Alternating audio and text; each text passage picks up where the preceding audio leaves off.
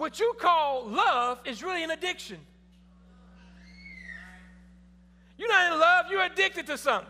You think you love it, but you're really addicted to it. You think you love him or her, but you're really addicted to him or her. Okay, here it goes.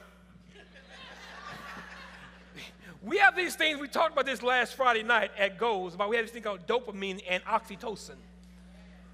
These are these chemicals that are released to give us extreme pleasure.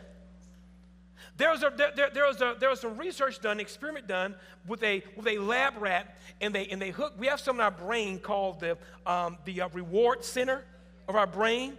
That when we experience pleasure, it goes straight to our reward center, and dopamine, oxytocin is released, and we feel pleasure. We feel good when we tap into that place of our brain. There was a rat that they hooked this thing up to his brain, and there's a pad that every time the rat touches the pad, it'll send a shock to his brain that release these chemicals that made it feel good, right? So the rat was doing what?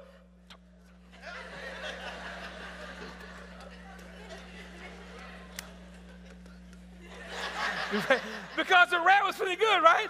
And so they noticed when they put food and water, things that would nourish the rat, around the rat, he may nibble, take a sip, to come back. Because it was all about tapping into what felt good. It went so far, they said, so now the next phase of the experiment is to put a shock barrier that the only way the rat can get to the pad, he has to go over this little wire that will shock the rat. Guess what the rat did? Endured the shocking to experience the feel good. The rat did not know if this shock would kill it, but it is worth risking death to feel good. So the rat went through the shock, went through the pain just to tap that pad. Because the rat was addicted to the feel good. We have Christians right now. You're willing to risk it all. You are negating and ignoring the nourishment around you. You're willing to go through the pain and risking losing all just to tap at something that's going to make you feel good, that's tapped into your brain. Now listen. Let me say it this way. God made us. He's a great architect. He gave us these reward centers. God put it there. And so if God put it there, he wants us to experience his pleasure. What we've done, though, we found a way to get to the pleasure and take God out of the scenario. God, I want the pleasure, but not the relationship. So God, what I can do is, if I smoke enough weed, if I drink enough drink, if I have enough sex, if I watch enough porn, I can use sin to experience the reward.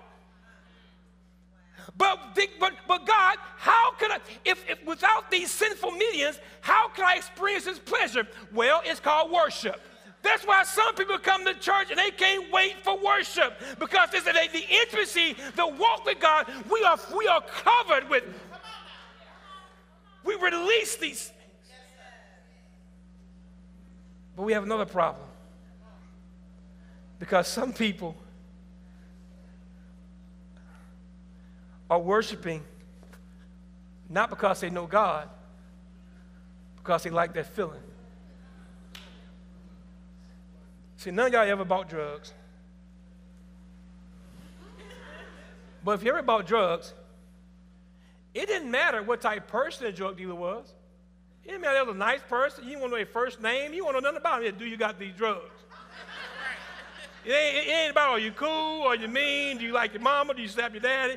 It's like, listen, you got these drugs. You got these drugs. I'm going to give you this, give me them drugs. I'm trying to get high. I'm trying to get this dopamine to release. It has nothing to do with who you are. That's right. It's all about how you can make me feel. That's right. Come on, Pastor. What if there are people addicted to the feeling of praise and worship and don't know the object of praise and worship? Come on now. You got to check this stuff before you really wreck yourself now. Because you may have been coming to church all this time because you just love being in church. It's just good to be in church and don't know Jesus.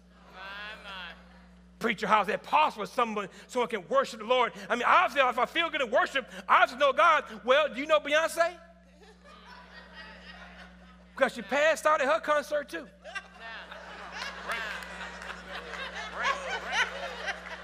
Are you? I'm just saying, some of you, I'm saying some people on your road right now, they are more faithful to the beehive than they church. Some of you have paid more money to be entertained. The seats you bought, you paid more money for those seats than you ever gave in church. If somebody asks you to give $350 in church, you'll think it cuts you out.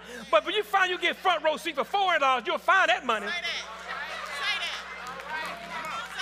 To go hear a person, to go be wowed by somebody that you don't even know. So if you can do it at the secular concert, what makes you think you can't do it at church? Boy, I wish, boy, y'all about to cuss me out any minute now. But I got to tell you because, why? Because I had to fight back tears to know that there's some people here, you are weeping and you think it's worship, but you're just thankful for the dopamine that you're experiencing. God's not your God, he's your pusher. And you come every week for a hit. And the reason why I know, because you don't think about God throughout the week. It's only on Sunday morning when your high is going down.